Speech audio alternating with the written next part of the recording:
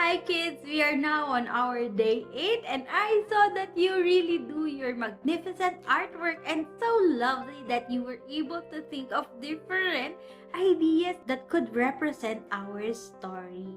For our day 8, our story is about a forgiving prince. It's a nice story that I know that you will love it. This story from Genesis chapter 37 to 46. Jacob had 12 sons, but of all his sons, Joseph was his favorite.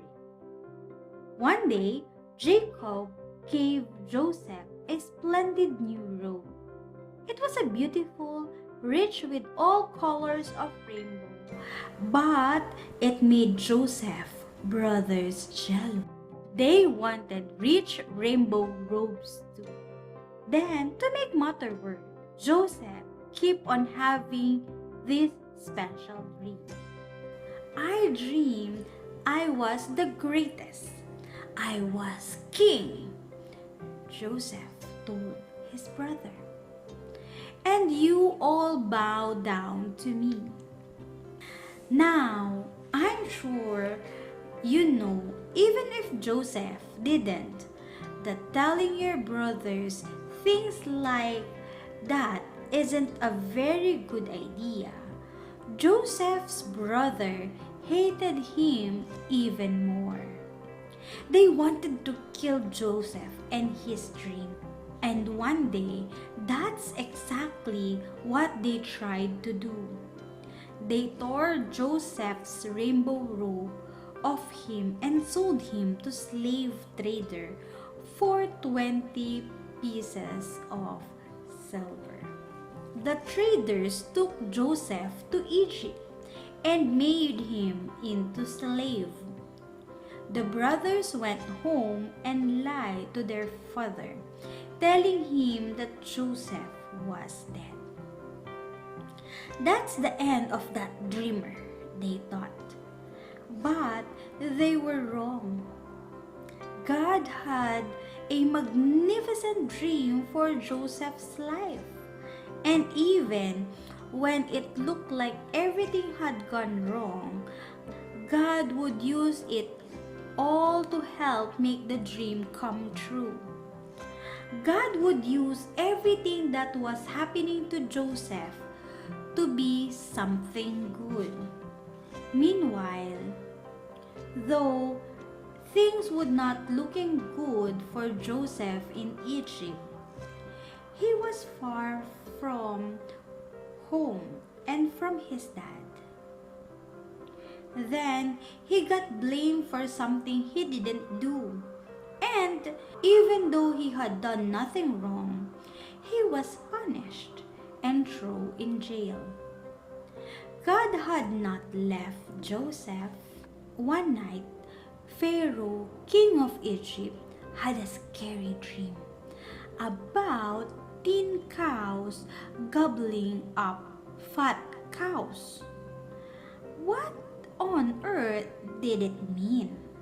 He didn't know, but Joseph was a dream expert, so Pharaoh sent for him. It means a famine is coming, Joseph explained. There wouldn't be enough food. Pharaoh was pleased by Joseph's skill that he immediately took Joseph out of jail and made him a prince. Now back home, Joseph's brother had run out of food and everyone was hungry. God's special family was in danger. If they didn't get food soon, they would starve to death. So Joseph's brothers traveled to Egypt to buy food. They came and knelt before the new prince. His brothers didn't know that the prince was Joseph. But Joseph knew who they were. Joseph's dream, the one about his brother bowing down to him, was coming true. "It's me," Joseph cried. When they saw it was Joseph, his brothers were afraid. They had wronged Joseph. They had sinned and they knew it. Now Joseph would certainly punish them. But Joseph looked at his brothers and his eyes filled with tears. Even though his brothers had hurt him and hated him and wanted him dead, in spite of everything, he couldn't stop loving them. His heart, which they had broken, filled with love, and Joseph forgave them. Joseph threw his arm around them. "Don't be afraid," he said. "Behind what you were doing, underneath everything that was happening, God was doing everything good. God was making everything right again." Joseph didn't punish them.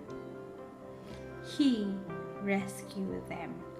He brought God's special family to live safely with him in Egypt.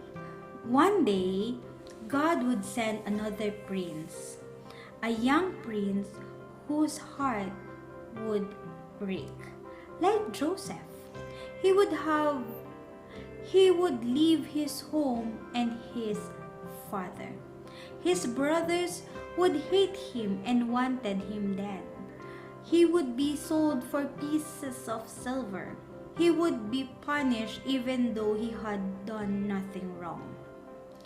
But God would use everything that had happened to his young prince, even the bad things, to do something good, to forgive the sin of the world. Our story for today is about Joseph and his brother. You see, Joseph is a prince in the story, and in the future, in our next few stories, we will learn about a prince who is also sold into pieces of silver and was punished with the sins that he never committed. And with that, thank you, and you can now do your artwork, and we are waiting for it, and I hope that you will comment it down below, and see you again tomorrow. Thank you. Bye.